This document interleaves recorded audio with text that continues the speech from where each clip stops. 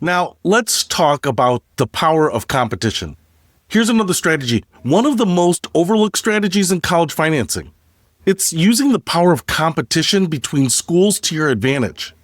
Colleges are businesses with enrollment targets, and many are willing to negotiate financial aid packages to attract desirable students. When schools know they're competing for the same student, they're often more willing to improve their offers. So, how do schools know they're competing? Well, colleges can't see which other institutions are receiving your FAFSA information. However, many colleges, particularly private institutions, use sophisticated enrollment management systems that track overlap in their applicant pools with competitor institutions. So let's talk about strategic application selection. Step 1. Create a strategic college list. So, instead of only applying to your dream schools, create a list that includes dream and reach schools, schools you'd love to attend but might be financial stretches. And then list your target match schools, schools where you're likely to be admitted and that might offer good financial aid. That includes financial safety schools, schools where you're very likely to be admitted and to receive generous financial aid. And then also list the direct competitors, schools that compete directly with each other for similar students. So here's an example. If your student is considering Northeastern University, also apply to Boston University, Boston College, and similar institutions. These schools recruit from the same applicant pool and are more likely to compete on aid. Step 2. Apply to schools in the same tier. So schools are most likely to compete with others they consider peers.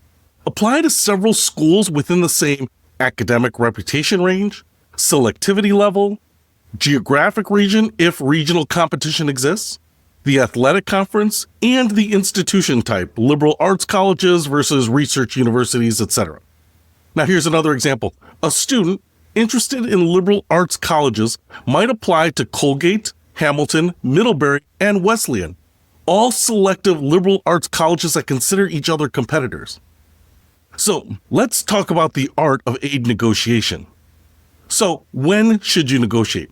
The best time to negotiate is after you've received all financial aid offers, but before enrollment deposit deadlines, typically May 1st, and when you have a competing offer that's significantly better. So how do you approach aid appeals? First, contact the right person.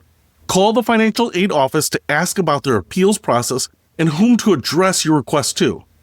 Second, write a professional appeal letter. Make sure that it includes your expressed interest in the school, politely explain that finances will influence your decision, mention specific competing offers, include copies of competing award letters with school names removed if preferred, and request that they reconsider their offer.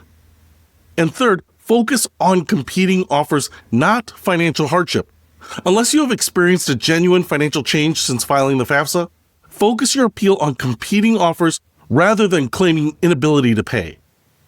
So here's a sample appeal language. While College A remains one of my top choices, I've received a more generous financial aid package from another institution on my list. The competing offer includes X dollars more in grant funding, making the net cost significantly lower. Would College A be willing to reconsider my financial aid package to make attendance more financially feasible for my family? So here are some real results. Case study 1, the private college upgrade. So Sarah applied to 6 private colleges and received acceptances from all of them. Her second choice school offered $10,000 more in grants than her first choice school. She used that offer to appeal to her first choice school, which matched the competing offer, saving $40,000 over 4 years. Case study 2, public versus private leverage. So Michael was admitted to his state flagship university with minimal aid and to a private college with a $25,000 annual scholarship. He used the private college's offer to appeal to the public university, which then offered him a previously unmentioned $8,000 annual merit scholarship. Case study 3, playing the long game. Emma applied to 7 schools that were all direct competitors. She received widely varying offers, with one mid-tier school offering an exceptionally generous package. She used this to negotiate with her top 3 choices, ultimately receiving an additional $15,000 per year from her preferred school. So here are some common questions and answers that people have.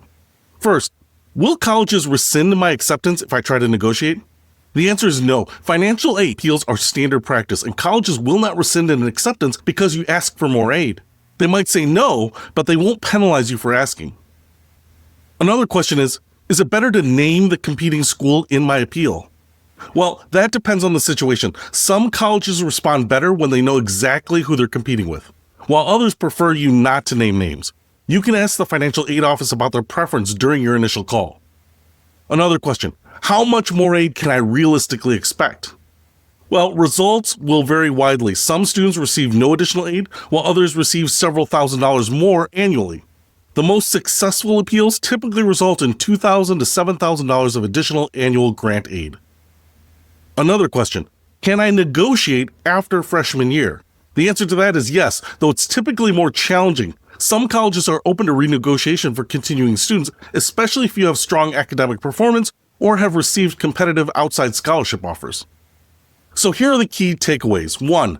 Apply strategically to schools that compete with each other for similar students. 2. Don't assume that the first offer is final. Many colleges have flexibility in their aid packages. 3. Always be respectful and professional in your approach to negotiations. 4. Leverage your acceptances and offers to potentially save thousands in college costs.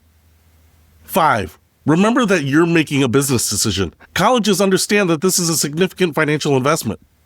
By applying strategically and respectfully leveraging competing offers, many families can significantly reduce their college costs and expand their options without taking on excessive debt.